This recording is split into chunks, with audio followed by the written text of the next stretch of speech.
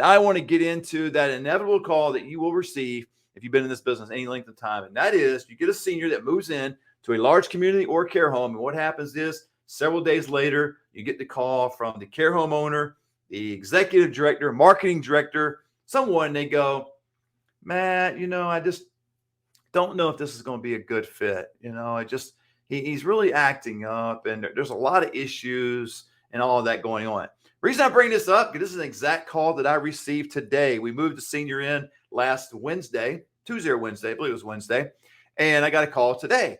And the care home owner was like, oh my gosh, we had a terrible weekend. He just, he'd go to sleep, but gosh, once he gets up, he's so demanding, he's so insulting. He wants this, he wants that. And just, my caregivers are crying. My caregivers want to quit and all that stuff. So how do you handle that? So I'm going to tell you exactly how I handle it today. And I want to encourage you to think through this process because you will get a call eventually about this. Remember, in your referral agreement, the amount of money that you receive, the referral fee is prorated, right? So if you get that money earlier than 30 days, and they move out before the 30 days is up, then you owe the care home or the community the difference. Okay. So number one, you need to remind them of what?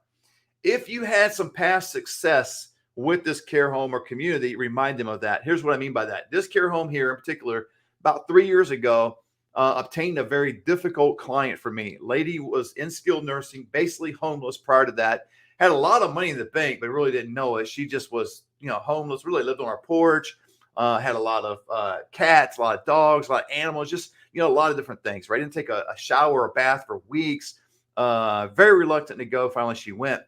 Well, 2 days into this adventure, this lady being at this care home, this same care home owner called me. Oh, Matt, this is not going to work. She's tearing things off the walls. She's yelling at people. The other residents are going to leave. How am I supposed to allow family to come in and visit with their loved ones when she's doing all this stuff? I'm going to lose my whole house to this one individual. Well, I reminded her today that how well she did about 3 years ago with that resident. Come to find out, that resident is still there today. So remind them of a past story if you have one. If not, remind them in a very gentle way, now not in a confrontational way, that, man, you did the assessment, 5 days ago? I thought you told me afterwards. That's why it's so important when the community or the care home does their assessment, try to talk to them afterwards before the move-in, if you can. Doesn't always work out, but if you can, because what happens is they'll tell you, oh, yeah, he's wonderful. And that's exactly what she told me when she did the assessment. Oh, he's wonderful. He's a perfect fit for the community. I think it's going to be great. Can't wait for him to move in. The family's just wonderful. Everything was wonderful, right? Oh, yeah, kumbaya. Everybody was singing. Now, 4 or 5 days later, oh, my God, all this stuff going on, right? So you got to gently remind her of the story she told you 4 or 5 days ago, because typically care homes and communities, they're all in business to help seniors because they got a heart for seniors, but it is a business. And sometimes that business component interferes with the service part. And what happens is they go, oh my God, I didn't sign up for this. I don't want to be yelled at. I don't want things thrown at me. All these different things. They forget that they're an advocate for seniors. They're like, man, I can get someone easier for the amount of money they're paying, right? They're paying top dollar. And this guy is actually paying top dollar a little bit more. But in her mind, she could think she can probably get somebody easier and she'll have less headache and the caregivers don't want to quit and all that. So remind them of the assessment. And then the second thing you want to do is describe. Okay. What do you want to describe? You want to describe the family dynamics, right?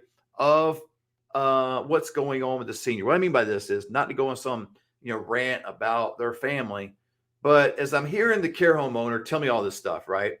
And then I remind her of a past story. I remind her of the assessment. Then I start to describe the family. And that's what I told her. I said, I hear you. I really do. He was in skilled nursing. He did go to another care home before. He had to go to the hospital.